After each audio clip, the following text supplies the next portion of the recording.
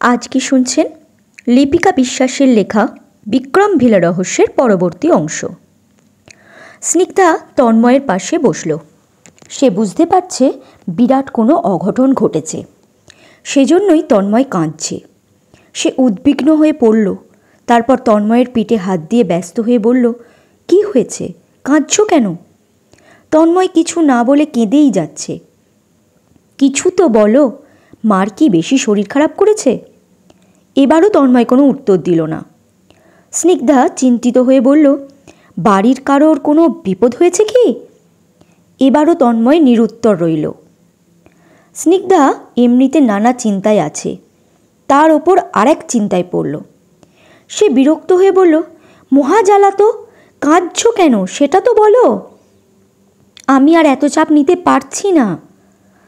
তন্ময় বালিশে মুখ গোজা অবস্থাতেই বলল, পল্লবী। কথাটা বলে সে কান্নায় ভেঙে পড়ল। স্নিগ্ধা ব্যাকুল হয়ে বলল, কি হয়েছে পল্লবীর? তন্ময় কেঁদেই যাচ্ছে। পুরুষ মানুষেরা যে এমন করে কাঁদতে পারে স্নিগ্ধা সেটা জানা ছিল না। স্নিগ্ধা বলল, পল্লবীর কি হয়েছে, ও ঠিক আছে তো? তন্ময় মুখ তুলে বলল, ও আর নেই। স্নিগ্ধার বুকটা কেঁপে উঠল। সে ব্যস্ত হয়ে বলল, নেই মানে? ও মারা গেছে বলে তন্ময় চিৎকার করে কেঁদে উঠে আবার বালিশে মুখ গুজল। স্নিগ্ধার মাথায় আকাশ ভেঙে পড়ল। তার দুই চোখ বেয়ে শ্রাবণের ধারা নেমে এলো। পল্লবীর সাথে তার ভালো বন্ধুত্ব হয়ে গেছে। মেয়েটি খুব ভালো, সে ওকে ভালোবেসে ফেলেছে। স্নিগ্ধা বলল, কখন, কিভাবে? তন্ময় এবার মাথা তুলল।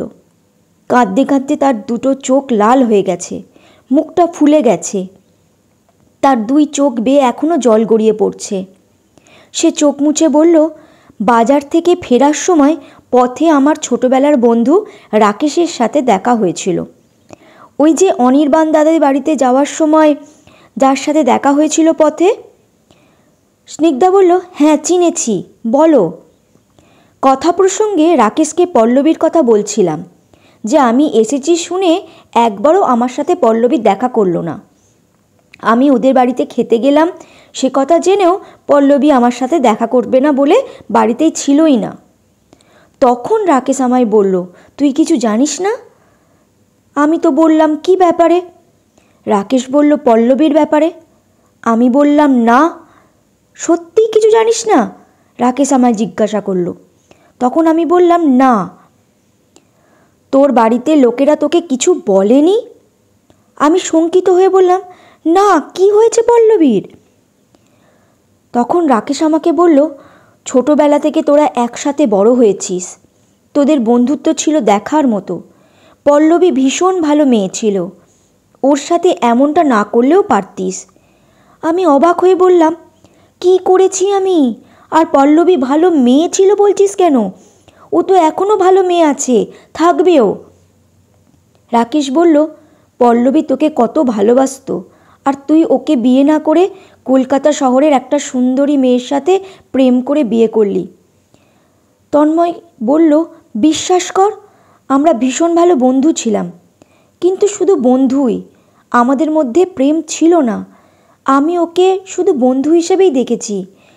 পল্লবীর হৃদয়ে আমার জন্য প্রেম ছিল কি না আমি জানিও না। ও আমাকে এ ব্যাপারে কোনোদিন কিছু বলেনি। পল্লবীকে একটু ডেকে এনে দিবি, আমার ওর সাথে দেখা করার ভীষণ প্রয়োজন। রাকেশ বলল, পল্লবী না ফেরার দেশে চলে গেছে।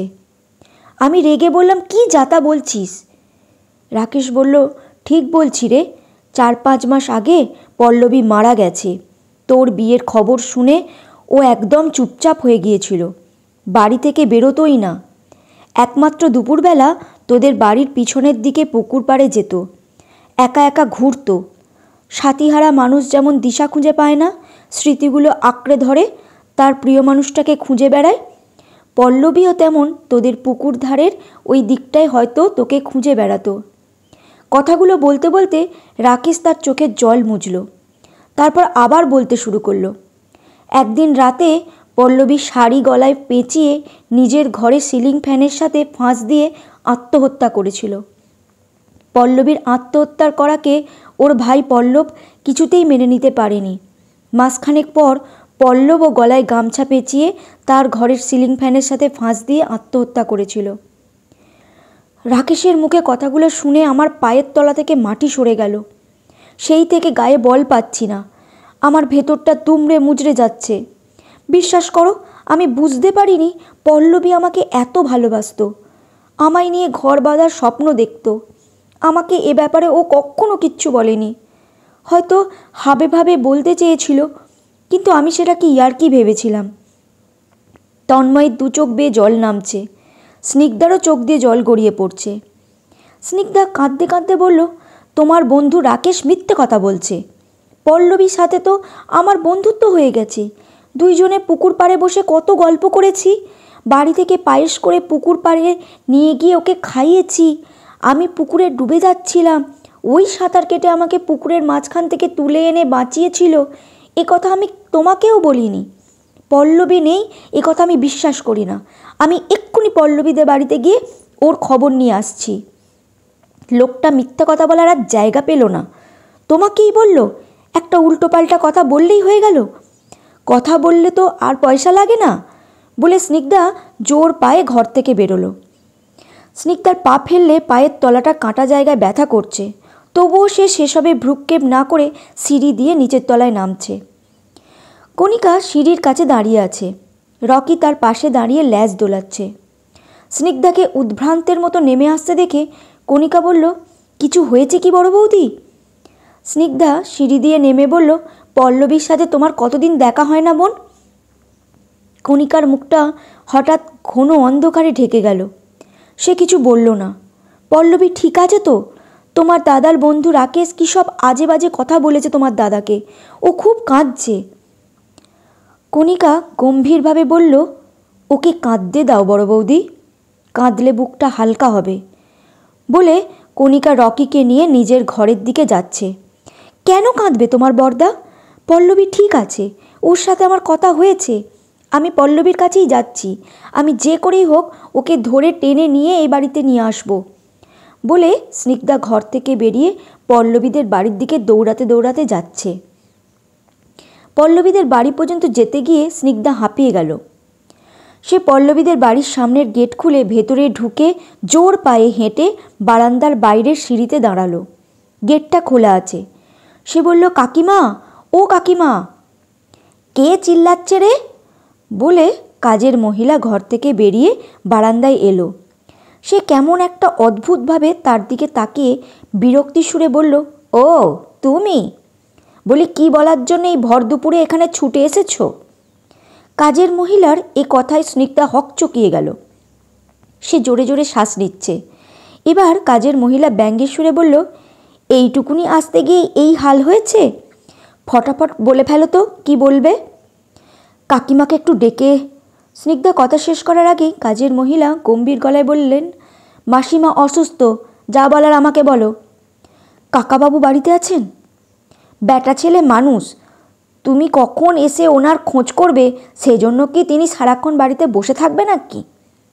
স্নিগ্ধা কি বলবে বুঝে পাচ্ছে না। কাজের মহিলার ঝাঁঝালো গলায় সঙ্গের মতো দাঁড়িয়ে রয়েছ কেন? আমার অনেক কাজ আছে, যা বলার তাড়াতাড়ি বলে বিদায় হও। এইভাবে কথাগুলো বলল বলে স্নিগ্ধার খুব রাগ হলো। সে জিজ্ঞাসা করলো, পল্লবী আছে? আছে। স্নিগ্ধার ধরে এবার প্রাণ এলো। খবরটা তাহলে মিথ্যে। পল্লবী বেঁচে আছে, ওকে একটু ডেকে দেবে? কাজের মহিলা এমনভাবে তার দিকে তাকালো যেন সে পল্লবীর সাথে দেখা করতে চেয়ে অপরাধ করে ফেলেছে। মহিলার চোখে মুখে বিরক্তির ছাপ ফুটে উঠেছে। কাজের মহিলা মেজাজের সাথে বলল, এসো আমার সাথে। স্নিগ্ধা বারান্দায় উঠে কাজের মহিলার পিছন পিছন এগিয়ে যাচ্ছে। মহিলা মাঝে মাঝে আর চোখে তার দিকে তাকাচ্ছে। তার সে চাইনি স্নিগ্ধার ভালো লাগছে না। মহিলা দোতলায় উঠে একটা ঘরের সামনে দাঁড়িয়ে বলল, এই ঘরটি পল্লবী দিদিমণির, যাও ভেতরে। ঘরটির দরজা আবজানো রয়েছে। স্নিগ্ধা দরজার সামনে দাঁড়ালো। মহিলা চলে যাচ্ছে আর পিছন ফিরে বারবার তাকাচ্ছে। তার সে দৃষ্টিতে রাগ ঘৃণা মিশে আছে। স্নিগ্ধা দরজায় ঠেলা দিল। দরজাটা খুলে গেল। স্নিগ্ধার বুক ধড়ফড় করছে। সে পল্লবীর ঘরের ভেতর ঢুকল। ঘরটা পরিপাটি করে সাজানো গোজানো রয়েছে। সে পল্লবীকে খুঁজছে। পল্লবী ঘরে নেই। স্নিগ্ধার চোখ পড়ল টেবিলের ওপর রাখা পল্লবীর একটি বাঁধানো ছবির ওপর। ছবিটিতে রজনীগন্ধার মালা পরানো রয়েছে। স্নিগ্ধা চমকে উঠল। তার চোখ দিয়ে জলের ধারা নেমে আসছে। সে কিছুতেই বিশ্বাস করতে পারছে না যে পল্লবী জীবিত নেই। সে ভাবল পল্লবী বাথরুমে আছে। পল্লবীর ঘরের সঙ্গেই বাথরুম। স্নিগ্ধা বাথরুমের দরজায় দাঁড়ালো। দরজার বাইরে দিয়ে ছিটকিনি টানা আছে। স্নিগ্ধার বুকটা ছ্যাঁত করে উঠল। সে ভাবল বাইরে দিয়ে দরজা বন্ধ, তার মানে পল্লবী বাথরুমে নেই। সে আবার ভাবল থাকতেও তো পারে, কেউ হয়তো ভুল করে বাইরে দিয়ে ছিটকিনি টেনে দিয়েছে। সে দরজার ছিটকিনি খুলে বাথরুমে ঢুকল। বাথরুমটা বেশ বড়। বাথরুমে বাথটাব আছে। সে বাথটাবের এদিক ওদিক ভালো করে দেখতে লাগলো। পল্লবীকে দেখতে পেল না। সে হতাশ হয়ে বাথরুম থেকে ঘরে এসে পল্লবীর ছবির সামনে দাঁড়িয়ে বলল, তুমি মারা গেছো? এ কথা আমি বিশ্বাসই করতে পারছি না। আমার সাথে তো তুমি কত কথা বলেছ। তোমাদের ফলের বাগানে আমাকে নিয়ে গেছো, আমাকে পুকুরের জলে ডোবার হাত থেকে বাঁচিয়েছ। তুমি মরনি। বলে স্নিগ্ধা পল্লবীর ছবিটা বুকে জড়িয়ে ধরে কান্নায় ভেঙে পড়ল। কাজের মহিলা ঘরে ঢুকে স্নিগ্ধার দিকে বিস্ফারিত চোখে তাকিয়ে ঝাঁঝালো গলায় বলল, ন্যাকা কান্না কাঁদছে দেখো, দেখা হলো দিদিমণির সাথে, এবার খুশি হয়েছ তো? স্নিগ্ধা জল ভরা চোখে তার দিকে তাকালো। এবার সে সিলিং ফ্যানের দিকে তাকিয়ে আছে। চোখের জল তার বাঁধ মানছে না। মমতা দেবী ঘরে ঢুকে বললেন, কখন এসেছো বৌমা? কাজের মহিলা স্নিগ্ধার দিকে আর চোখে তাকাতে তাকাতে ঘর থেকে বেরিয়ে গেল। স্নিগ্ধা চোখের জল মুছে পল্লবীর ছবিটা টেবিলের ওপর রেখে বলল, কাকিমা, বিশ্বাস করুন, আমি শুনেছিলাম পল্লবী আর তন্ময় খুব ভালো বন্ধু। তন্ময় পল্লবীর কথা আমাকে সব বলেছে। পল্লবী যে ওকে ভালোবাসে এ কথা তন্ময়ও জানতো না। ও ভেবেছিল পল্লবীও তাকে বন্ধুর মতোই ভালোবাসে। মমতা দেবী স্নিগ্ধাকে বুকে টেনে নিয়ে বললেন, দূর পাগলি, কাঁদছো কেন? কার সাথে কার বিয়ে হবে সেটা কি আমরা আগে থেকে বলতে পারি? ভগবান ওর কপালে যা লিখেছিল তাই হয়েছে। স্নিগ্ধা মাথা তুলে বলল, পল্লবী কোথায় গেছে কাকিমা? ও আমার সঙ্গে কথা বলছে না। ও মারা যায়নি। এ কি বলছো তুমি? ঠিক বলছি কাকিমা। মমতা দেবী সিলিং ফ্যানের দিকে তাকিয়ে একটা দীর্ঘশ্বাস ফেলে বললেন, ও নেই রে মা, আমার ছেলে মেয়ে দুটো। মমতা দেবীর চোখ দিয়ে জল গড়িয়ে পড়ছে। দুজনেই কিছুক্ষণ নিশ্চুপ রইল। তারপর মমতা দেবী চোখের জল মুছে বললেন, দুপুরে কিছু খেয়েছো? স্নিগ্ধা কাঁদতে কাঁদতে বলল, না। চলো খাবে। খাবো না, খিদে নেই। মমতা দেবী স্নিগ্ধার হাত ধরে বললেন, নিচেই চলো। দুজনেই ঘর থেকে বেরোচ্ছে। স্নিগ্ধা পিছন ফিরে আর একবার পল্লবীর ঘরটা দেখে নিল। মমতা দেবী নিচের তলায় এসে খাওয়ার জন্য স্নিগ্ধাকে জোর করলেন। স্নিগ্ধা খেতে চাইল না। মমতা দেবী বললেন, দাঁড়াও। তিনি ডাকলেন, শ্যামলী, এই শ্যামলী। কাজের মহিলা রান্নাঘর থেকে ছুটে এসে বলল, কি বলছো গিন্নিমা? স্নিগ্ধা বুঝল এর নাম শ্যামলী। শ্যামলী সেই একই রকম রাগী দৃষ্টিতে তার দিকে তাকিয়ে আছে। ডাইনিং টেবিলের ওপর পেয়ারা আছে, কয়েকটা পেয়ারা এনে বৌমাকে দে তো, মমতা দেবী শ্যামলীকে বললেন। শ্যামলী আর চোখে সেই রকমভাবেই তাকাতে তাকাতে ভেতরে চলে গেল। একটু পরে সে 4টে পেয়ারা এনে স্নিগ্ধার কাছে এসে রাগী দৃষ্টিতে তার দিকে তাকালো। তারপর বিরক্তি সুরে বলল, নাও। স্নিগ্ধা পেয়ারাগুলো নিল। সে পেয়ারা নিয়ে পল্লবীদের বাড়ি থেকে বেরিয়ে এলো। তার চোখ দিয়ে জল বেরিয়ে যাচ্ছে। পল্লবীও তাকে তাদের ফলের বাগানে নিয়ে গিয়ে পেয়ারা ও নানা রকম ফল ছিঁড়ে এনে দিয়েছিল। পল্লবীর কথা তার বড্ড মনে পড়ছে। সে শরীরে কোনো বল পাচ্ছে না। রাস্তায় থাকা একটা ইটের টুকরোয় পা বেঁধে সে পড়ে গেল। পেয়ারাগুলো তার হাত থেকে নিচেই পড়ে একই দিকে গড়িয়ে চলে যাচ্ছে। স্নিগ্ধা পেয়ারাগুলো ধরার আগেই সেগুলো রাস্তার পাশে পড়ে থাকা গোবরের ওপর পড়ল। পেয়ারাগুলো গোবরের ওপর পড়েছে দেখে স্নিগ্ধার খারাপ লাগলো। পল্লবীর মা কত ভালোবেসে তাকে পেয়ারাগুলো খেতে দিয়েছিল। সে মনমরা হয়ে বাড়িতে ঢুকল। সে বাড়ির পিছন দিকে গিয়ে পুকুর ঘাটে গেল। তার কোনো রকম ভয় করছে না। সে চারিদিকে তাকিয়ে পল্লবীকে খুঁজতে লাগলো। পল্লবীর দেখা পেল না। এবার সে চিৎকার করে বলল, পল্লবী, পল্লবী, সামনে এসো, আমি একবার তোমায় দেখতে চাই, তোমার সাথে কথা বলতে চাই। সে পল্লবীর সাড়া পেল না। এবার স্নিগ্ধা পুকুরের সিঁড়ির ওপর বসে কাঁদতে কাঁদতে বলল, বিশ্বাস করো পল্লবী, তন্ময় বুঝতে পারিনি তুমি ওকে এত ভালোবাসো। ও খুব কষ্ট পাচ্ছে, আমাদের ক্ষমা করো। আমি জানি তুমি এখানেই আছো, একবার দেখা দাও বন্ধু। স্নিগ্ধা এবার পুকুরের পাড় থেকে উঠে এদিক ওদিক যাচ্ছে আর পল্লবীকে খুঁজছে। এমন সময় সেই বীভৎস পাখিটা উড়ে তার দিকে আসছে। পাখিটার চোখ দুটো দিয়ে আগুন বেরোচ্ছে। স্নিগ্ধা শাড়ির নিচটা কিছুটা তুলে বাড়ির দিকে মরিয়া হয়ে দৌড়াচ্ছে। তার পায়ে ব্যথা করছে, তাও সে দৌড়ে যাচ্ছে। সে বাড়ির ভেতর ঢুকলে পাখিটাও পুকুরের দিকে চলে গেল। স্নিগ্ধা দোতলায় উঠে ভাবছে তন্ময়কে কি বলবে। ও নিশ্চয়ই সত্যিটা জানার পর অধীর আগ্রহে অপেক্ষা করে আছে যে কি বলবে। তন্ময় খাটের ওপর চিত হয়ে শুয়ে আছে। স্নিগ্ধাকে ঘরে ঢুকতে দেখে তন্ময় জিজ্ঞাসু দৃষ্টিতে তার দিকে তাকালো। স্নিগ্ধা চুপচাপ খাটের ওপর উঠে বসল। তার দুই চোখ দিয়ে জলের ধারা নেমে আসছে। তন্ময়ের বুঝতে কিছু বাকি থাকলো না। সে আবার উপুর হয়ে শুয়ে বালিশে মুখ গুজে কাঁদতে লাগলো। সন্ধ্যা প্রায় হয়ে আসছে। কণিকা ট্রেতে করে 2 কাপ চা আর চিকেন স্যান্ডউইচ এনে দরজার বাইরে দাঁড়ালো। বরদা, বড় বৌদি। স্নিগ্ধা বলল, ভেতরে এসো বোন। কণিকা ভেতরে ঢুকে বলল, চা খাও। তন্ময় মুখ তুলে ঘাড় ঘুরিয়ে কণিকাকে বলল, একবারও পল্লবীর কথা আমাকে বলার প্রয়োজন মনে করলি না? তুমি তো এই কয় মাসে ওর কোনো খবর নাওনি বরদা। তন্ময় বলল, ভুল করেছি, তাই বলে এত বড় খবর তোরা চেপে যাবি? বাড়িতে এলে তুই অন্তত ওদের খবর বলতে পারতিস। কণিকা আর কিছু না বলে খাটের ওপর ট্রেটা নামিয়ে রেখে চলে গেল। স্নিগ্ধা তন্ময়কে বলল, ওঠো, কিছু খেয়ে নাও। তন্ময় বলল, নিজেকে বড্ড অপরাধী মনে হচ্ছে। স্নিগ্ধা বলল, ওসব ভেবো না, আমাদের কারোর কোনো দোষ নেই, সবই তো নিয়তি, খেয়ে নাও। তন্ময় বলল, আমার খিদে নেই। স্নিগ্ধা বলল, অন্তত চাটা খাও। তন্ময় সেটাও খেলো না। দুজনের কেউই কিছু খেলো না। স্নিগ্ধা ট্রে ধরে খাটের তলায় রাখল। স্নিগ্ধা মনে মনে ভাবছে, পুকুর পাড়ে আমি আর পল্লবী দুজনে গল্প করেছি। আমার হাতের পায়েস ও চেটে পুটে খেয়েছে। ওকে দেখে কখনো আমার মনে হয়নি ও মানুষের রূপ ধরে এসেছে। স্নিগ্ধার 2 চোখ বেশ সমানে জল গড়িয়ে পড়ছে। রাত হয়ে গেছে। তন্ময় না খেয়ে শুয়ে পড়ল। পল্লবীর সঙ্গে কাটানো নানান মুহূর্তের কথা তার মনে পড়ছে। পল্লবী আর পল্লবের এমন পরিণতির জন্য সে নিজেকে দোষী ভাবছে আর কষ্ট পাচ্ছে। স্নিগ্ধাও কিছু খায়নি।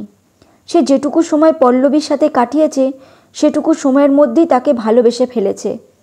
অনেক রাতে তারা ঘুমিয়ে পড়ল। খুব ভোরে স্নিগ্ধার ঘুম ভাঙল।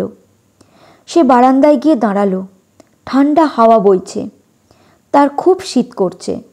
সে ঘরে এসে একটা মোটা চাদর গায়ে জড়িয়ে নিচের তলায় নামল। নিচটা নিস্তব্ধ। সে বাইরে বেরোলো। চারিদিক কুয়াশার চাদরে ঢাকা। সে ধীরে ধীরে মন্দিরের পিছন দিক দিয়ে দেখল পেছনের গেটটায় তালা মারা। সে নিশ্চিন্ত হয়ে বলল, হরিকাকা গেটে তালা দিয়েছে, আর অতটা চিন্তা নেই। স্নিগ্ধার মনে হলো কেউ মন্দিরের দিক থেকে আসছে। সে তাড়াতাড়ি ঝোপের আড়ালে লুকিয়ে পড়ল। তার সাপের ভয় করছে। সাপ যে কোনো সময় তাকে ছোবল মারতে পারে। তবুও সে নিশ্চুপ হয়ে বসে রইল। খট খট খট শব্দ হচ্ছে। কেউ কুয়াশা ভেদ করে এগিয়ে আসছে। স্নিগ্ধার বুকটা ঢিপঢিপ করছে। সে ঝোপের আড়াল থেকে লক্ষ্য করছে খটখট শব্দটা ক্রমে জোরে হচ্ছে। সে দেখল সেই লোকটা যাকে সে আগে একবার মন্দিরে লুকিয়ে ঢুকতে দেখেছিল, আজকেও সে ওই একই প্যান্ট শার্ট পরে চাদর ও বুট জুতো পরে আছে। আজও লোকটা চাদর মাথায় দিয়ে মুখটা এমনভাবে ডেকেছে যে তার শুধু চোখ দুটোই বেরিয়ে আছে। লোকটা গেটে এসে এদিক ওদিক তাকালো, তারপর প্যান্টের পকেট থেকে হাত ঢোকালো আর চাবি বের করলো। তারপর গেটের তালা খুলে গেটের বাইরে গেল। এবার গেটের ফাঁক দিয়ে ভেতরে হাত ঢুকিয়ে গেটে তালা দিয়ে আবার চাবি প্যান্টের পকেটে ঢুকিয়ে চলে গেল।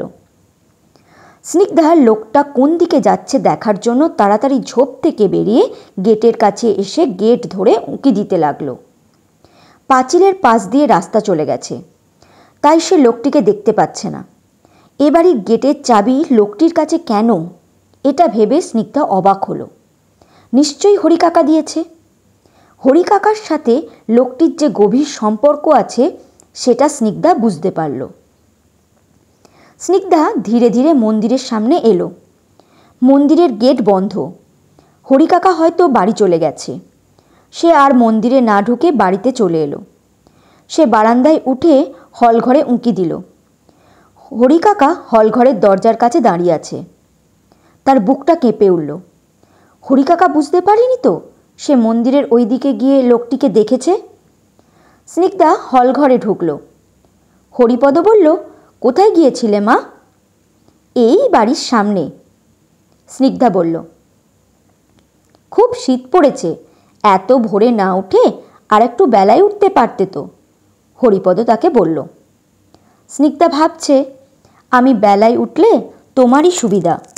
জানি না ভোরে আর সন্ধ্যায় টিফিন বাটিতে খাবার নিয়ে মন্দিরের ভেতরে গিয়ে তুমি কি করো।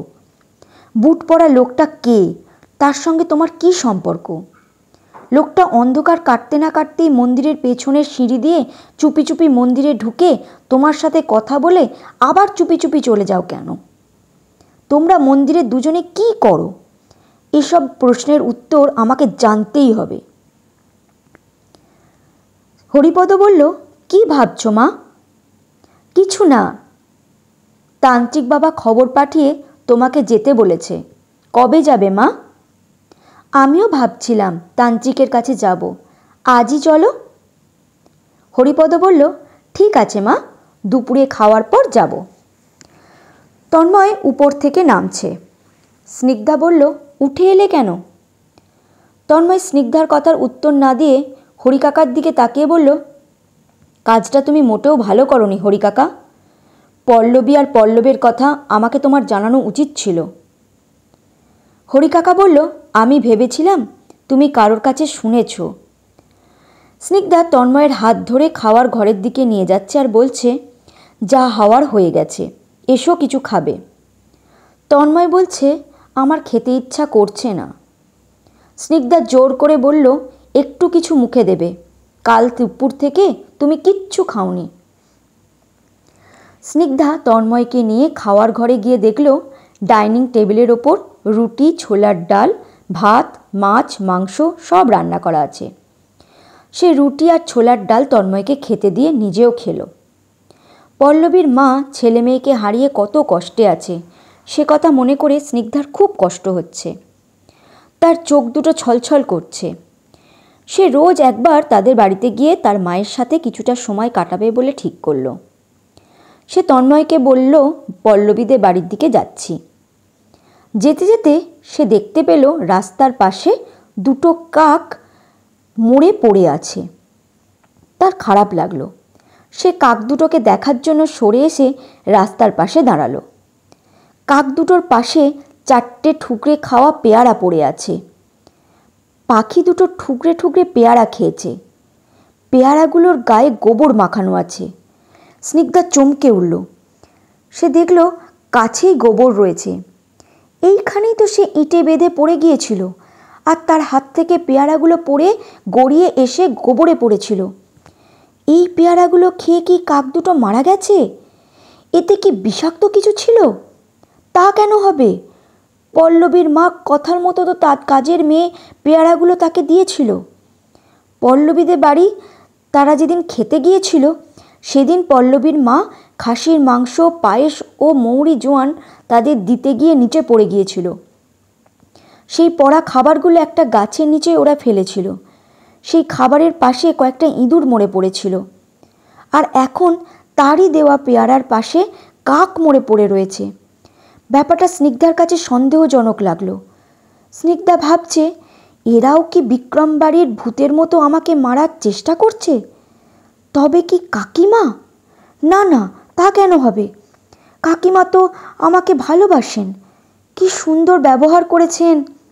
কাজের মহিলা শ্যামলী বরং বাজে ব্যবহার করে, কিন্তু ও এসব করবে কেন? স্নিগ্ধার মাথাটা ঘুরছে।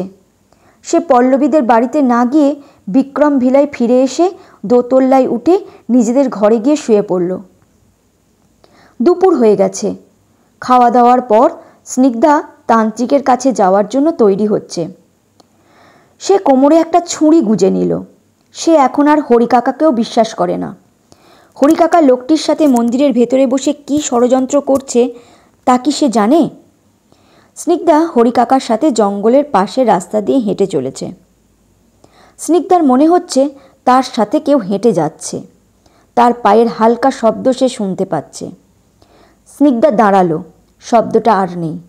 সে আবার হাঁটছে, আবার শব্দ হচ্ছে। এভাবে মাঝে মাঝে সে দাঁড়াচ্ছে, আবার চলছে। হরিপদ বলল, মা, তোমার কি শরীর খারাপ লাগছে? বারবার দাঁড়াচ্ছ কেন? স্নিগ্ধা বলল, একটু দুর্বল লাগছে। আজ তাহলে না এলেই তো পারতে মা। তত খারাপ লাগছে না হরিকাকা, তাড়াতাড়ি চলো। স্নিগ্ধা মাঝে মাঝে খোঁড়াচ্ছে। পায়ে কি হয়েছে? হরিপদ জিজ্ঞাসা করল। গতকাল খালি পায়ে হাঁটতে গিয়ে কিছু একটা পায়ে ফুটেছিল। হরিপদ বিচলিত হয়ে বলল, বেরিয়েছে তো? স্নিগ্ধা বলল, হ্যাঁ। খালি পায়ে কেন হাঁটো বলো তো? তোমরা শহরে মানুষ, তোমাদের পা নরম। খালি পায়ে হাঁটলে পায়ে ঝিল কাঁকড় ফুটে যায়। আমরা সারা জায়গায় খালি পায়ে চষে বেড়াই। আমাদের পা পাথরের মতো হয়ে গেছে, সহজে কিছু হয় না। তারা এবার জঙ্গলের ভেতরে সরু রাস্তায় ঢুকলো। জঙ্গলের ভেতর দিয়ে যাচ্ছে আর স্নিগ্ধা এদিক ওদিক তাকাচ্ছে। তার পাশ দিয়ে এখনও কেউ হাঁটছে। সরু রাস্তা, একজনের বেশি যাওয়া যায় না। হরিপদ আগে যাচ্ছে, স্নিগ্ধা পেছন পেছন যাচ্ছে। তার পাশ দিয়ে এখনও কেউ হাঁটছে। সে শুকনো পাতার খড়মড়ে আওয়াজ পাচ্ছে। তার মানে তার পাশ দিয়ে কোনো অশরীরী আত্মা হাঁটছে। স্নিগ্ধা ভাবছে, জানি না কে আমার শত্রু আর কে আমার মিত্র। পাশে থাকা অশরীরী আত্মা কি আমার ক্ষতি করবে, নাকি হরিকাকা? দেখাই যাক কি হয়। তান্ত্রিক বাবার কুটির এসে গেছে। তারা কুটিরের দরজার বাইরে দাঁড়ালো। তান্ত্রিক ধ্যান করছেন। তিনি চোখ বন্ধ করেই বললেন, ভেতরে আয় তোরা। হরিপদ আর স্নিগ্ধা ঘরে ঢুকে তাকে প্রণাম করল। তিনি চোখ খুলে বললেন, তোরা বস। তারা বসল। তান্ত্রিক স্নিগ্ধার দিকে তাকিয়ে বললেন, তোদের এখান থেকে কলকাতায় চলে যেতে বলেছি, তাও শুনলি না? বাবা কাকু না এলে অসুস্থ শাশুড়ি, কাকিমা শাশুড়িকে রেখে কি করে যাই? আগেই তো বলেছি ওদের কিছু হবে না, চলে যা তোরা। আর কয়েকদিন পরে ভূত পেতনিরা চলে যাবে, তখনই ফিরে আসিস। স্নিগ্ধা চুপ করে রইল। তান্ত্রিক বললেন, তোর কোমরের মাদুলিটা খুলে আমায় দে, আমি তোকে অন্য মাদুলি দিচ্ছি। স্নিগ্ধা বলল, তাই দিন, এই মাদুলিতে কাজ করছে না। মাদুলি কোমরে থাকা সত্ত্বেও আমাকে কোনো অশরীরী আত্মা মুখ চেপে ধরেছিল। দে মাদুলিটা, তান্ত্রিক বললেন। স্নিগ্ধা যেখানে বসে আছে তার একপাশে দরজা। দরজাটা খোলা আছে। স্নিগ্ধা কোমরে হাত দিয়ে দরজার দিকে তাকালো। দরজার বাইরে একটা শুকনো ডাল সোজা অবস্থায় একই জায়গায় শূন্য রয়েছে। তার মাথাটা এমনভাবে নড়ছে যেন সে বলছে, দিও না। এ দৃশ্য দেখে স্নিগ্ধা অবাক হলো। সে বুঝতে পারল কোনো অশরীরী আত্মা তাকে মাদুলিটা খুলতে বারণ করছে। সে কি করবে বুঝতে পারছে না। আজকে শুনলেন বিক্রম ভিলা রহস্যের 31 থেকে 33 পর্ব। পরবর্তী পর্ব খুব শীঘ্রই চলে আসবে। ধন্যবাদ।